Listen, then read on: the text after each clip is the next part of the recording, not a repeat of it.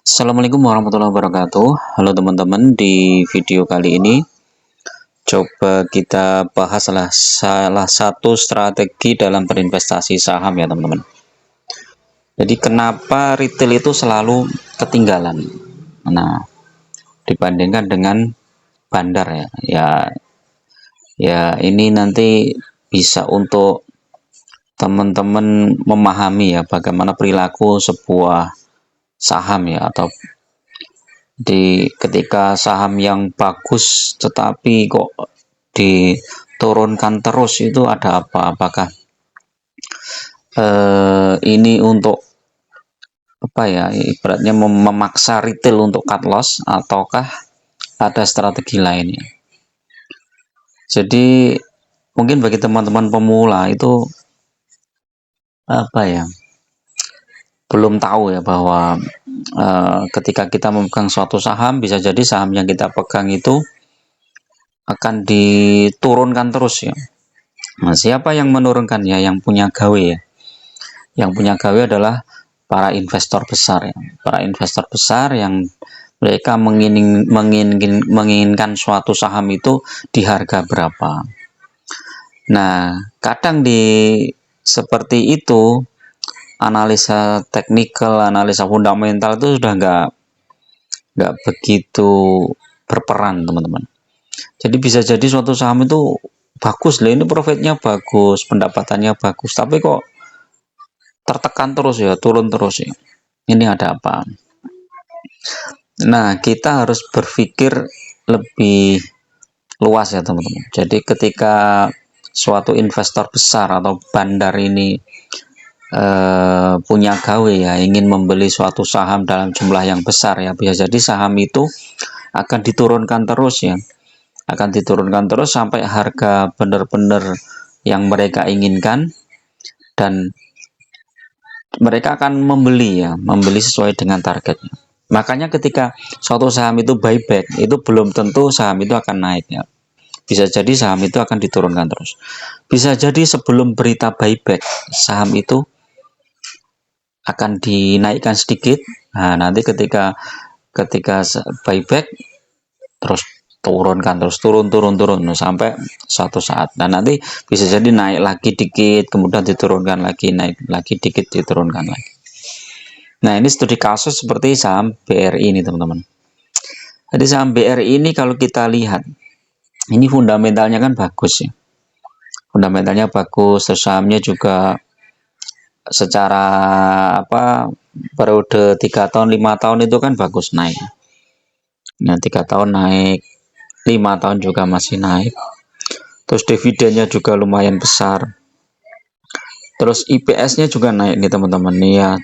IPS kita cek 2021 ini 205, 2022 338, 2023 397, 2024 naik lagi nih Q1 105 ya. Jadi perkiraan totalnya naik juga. Terus dividennya juga ada terus nih. Dividen 2019, 2020, 21, 22, 23 bahkan 2 kali, 24 juga 2 kali, Januari dan Maret. Nah, nanti 2025 bisa jadi juga 2 kali ya. Ini dividennya kalau kita lihat totalnya adalah 319. Nah, 319 kalau dibagi harga saham sekarang berapa nih? Dibagi harga saham sekarang 44750, 6,7% ya. Untuk sebuah saham perbankan ini dividen yang cukup besar ya.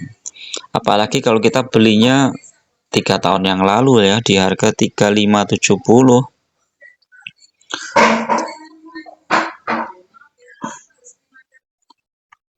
Ini udah 8,9% ya. Sangat worth it lah untuk sebuah ukuran saham perbankan ya. Nah, tapi dia diturunkan ini dalam waktu 1 tahun, bahkan ini harganya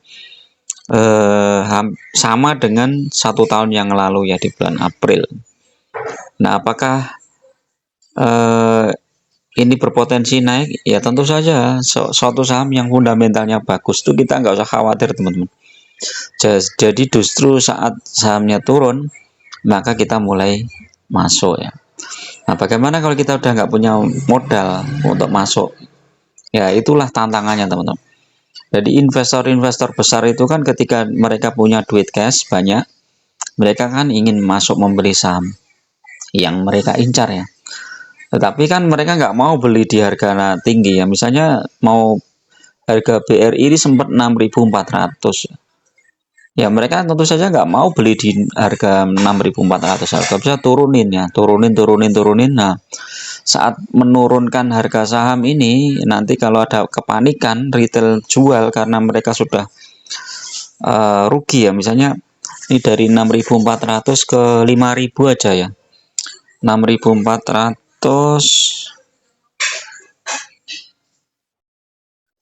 dikurangi 5.000, ini sudah minus 21%.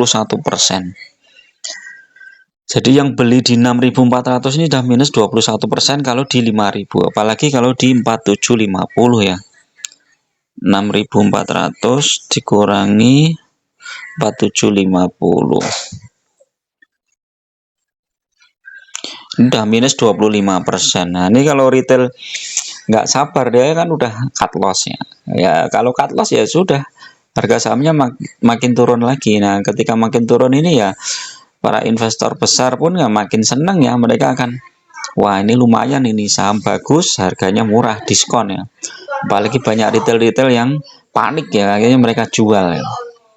Nah, dalam strategi seperti ini kita harus memahami ya pola pikir bandar itu seperti apa ya. Walaupun kadang kita perlu juga ya analisa teknikal ya. Analisa fundamental itu kita perlukan untuk memilih suatu saham bahwa itu saham yang kita pilih itu bagus. Ya udah itu aja.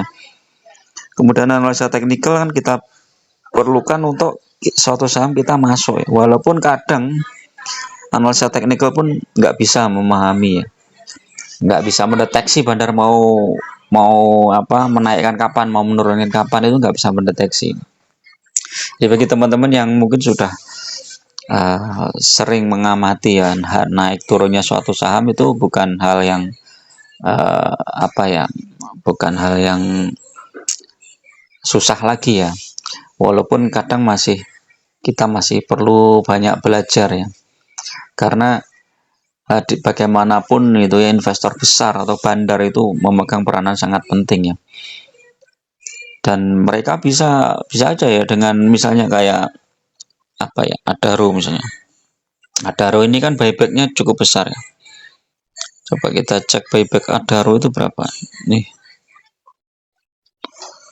buyback Adaro itu 4 triliun teman-teman, bayangkan. Buybacknya 4 triliun ya, dengan turnover yang sekitar berapa ya, lupa ini, udah hilang ya turnovernya. Adaro itu kalau nggak salah itu sekitar berapa ratus miliar ya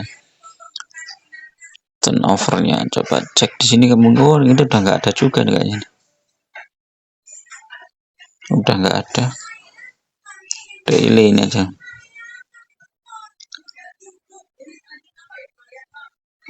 Nah ini sekitar 200 miliar. Oh ini brand, bentar, Adaro.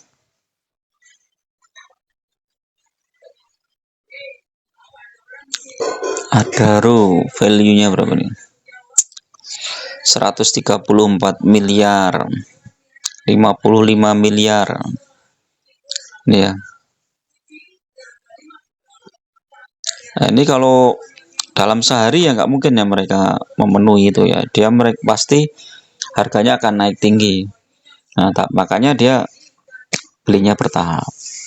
Nah kita hanya bisa mendeteksi ya teman-teman, mendeteksi itu belum tentu ya, diagnosa itu kan belum tentu tepat ya, cuman secara kebiasaan itu bisa mewakili ya. Oh ini udah apa, sudah jenuh jual, kemungkinan dia mau mulai beli. Ini oh udah jenuh beli, mulai kemungkinan mulai jual. Tapi paling tidak kita bisa lebih meminimalkan lah, meminimalkan risiko, sehingga kita kalau tahu suatu saham itu sudah jenuh beli ya mereka akan turun. Ketika saham itu jenuh jual ya mereka akan mulai naik gitu kan. Seperti BRI ini BRI ini kan secara stokastik di sini tuh udah bisa beli ya. Nah, ternyata dia naiknya cuma sedikit aja, habis itu longsor lagi ya, longsor terus sampai di 4680 nih ya.